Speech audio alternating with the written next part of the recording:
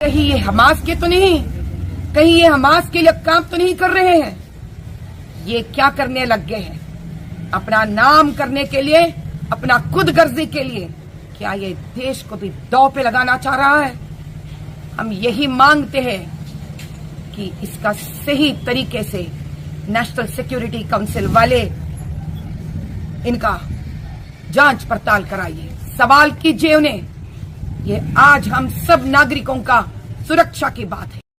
अस्सलामुअलैकुम रहमतुल्लाह। दोस्तों, बैरिस्टर असदुद्दीन ओवैसी को लेकर एक बहुत बड़ी खबर निकलकर सामने आ रही है। बताया यह जा रहा है कि बैरिस्टर असदुद्दीन ओवैसी अब सांसद भवन के अंदर जो है सांसद नहीं रहेंगे। उनकी रुकनियत को छीना जा रहा है, उनकी रुकनियत को सांसद की खत्म किया जा रहा है, उसको डिस्क्वालीफाइड किया जा रहा है। दोस्तों, दरअसल बात यह है कि कुछ दिन पहले शपथ ग्रहण हुआ था संसद के अंदर। तो शपथ लेते हुए बैरिस्टर असदुद्दीन ओवैसी ने जो नारा लगाया था वो जय फिलिस्तीन का नारा लगाया था। इतना नारा लगाना ही था कि पूरे हिंदुस्तान के अंदर एक बवाल खड़ा हो गया और असदुद्दीन ओवैसी के खिलाफ जो पार्टियां हैं उन्होंने आवाज उठाई और कहा कि असदुद्दीन ओवैसी ने एक बहुत बड़ा जुर्म किया है फिलिस्तीन का नाम लेकर। कि किसी ने कहा कि बैरिस्टर असदुद्दीन ओवैसी का फिलिस्तीन और हमास से जो है ताल्लुक है, कांटेक्ट है, जिसकी बुनियाद पर उन्होंने जय फिलिस्तीन का नारा लगाया। हालांकि दोस्तों, आप लोगों को मैं बताते हुए चलूं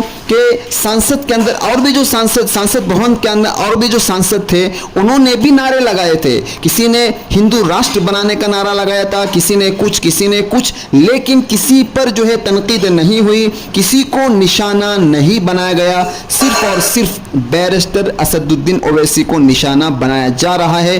अब यहां तक बात आ चुकी है कि प्रेसिडेंट ऑफ इंडिया यानी भारत के जो राष्ट्रपति है उनको भी एक लेटर लिखा जा चुका है और उसमें यह कहा गया है कि असदुद्दीन ओवैसी जो संसद भवन के जो एक सदस्य है उनकी सदस्यता को खत्म किया जाए, उनकी रुकनियत को खत्म किया जाए और उनको डिस्क्वालीफाइड किया जाए। एक साहब का क्या कहना है जिन्होंने प्रेसिडेंट ऑफ इंडिया को एक लेटर लिखा है, उनका बयान यहां पर आप सुन सकते हैं। आपने जो असदुद्दीन ओवैसी के विरुद्ध याचिका दायर की है उसके बारे में जनता को थोड़ा बतलाएं।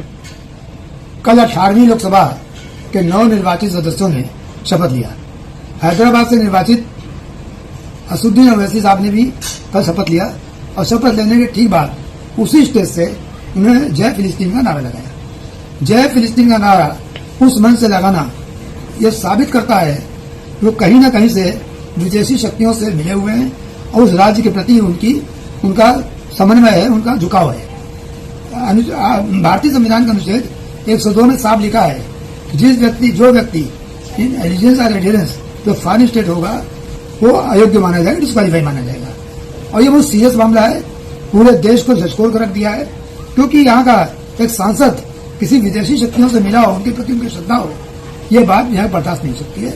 और इसीलिए आज के लिए 102 बनाया गया है कि ऐसे लोग यहाँ सांसद नहीं हो सकते, उसके डिस्क्वालीफाई है।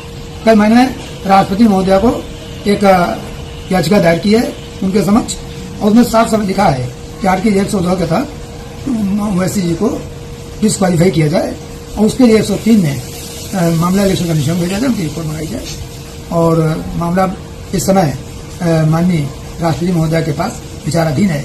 और मुझे पूरी उम्मीद है कि सारी सुनवाई के बाद अंत में ये बात निकल कर सामने आएगी कि फिलिस्तीन का नारा लगाना आर्टिकल 102 का उल्लंघन है और वो एक सांसद को डिस्क्वालीफाई बनाता है, अयोग्य बनाता है संसद सदस्य। दोस्तों, आपने यहां पर सुन लिया, साफ तौर पर उन्होंने प्रेसिडेंट ऑफ इंडिया को लेटर लिखा है। अब दोस्तों, मामला आगे क्या होगा आप लोगों को हम जरूर इत्तला करेंगे, लेकिन फिलहाल एक बहुत बड़ी खबर है क्योंकि दोस्तों आप जानते हैं कि बैरिस्टर असदुद्दीन ओवैसी मुसलमानों की बेबाक आवाज है।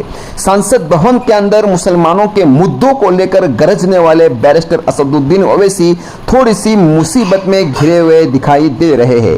दोस्तों, आपको बताऊं कि माधवी लता जो है उनका तो कहना यह है, वो कह रही है कि बैरिस्टर असदुद्दीन ओवैसी का ताल्लुक हमास से है क्योंकि संसद भवन के अंदर किसी गैर मुल्क का नाम लेना और उसकी हिमायत करना एक कानूनन जुर्म बताया जा रहा है और सेक्शन 2 और 3 के तहत जो है उनकी सदस्यता को खत्म करने की मांग हो रही है। लेकिन दोस्तों अब देखने वाली बात यह है कि आगे मामला क्या कुछ होता है।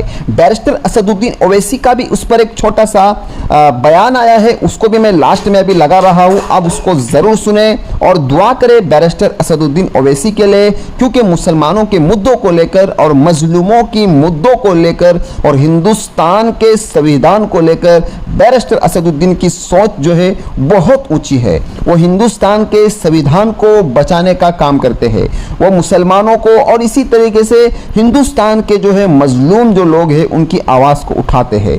दोस्तों आप लोगों की क्या राय है कमेंट के अंदर ज़रूर बताना। उनके लिए दुआ करें, अल्लाह ताला आसानी का मामला फरमाए। और बैरिस्टर असदुद्दीन ओवैसी ने इस पर क्या कहा है इसको ज़रूर सुनकर चले जाए। मिलते हैं फिर किसी नई वीडियो में। अल्लाह हाफिज़, दुआओं में याद रखना। अस्सलाम। Let them do whatever they want. I also know a little bit of constitution. These empty threats will not work on me.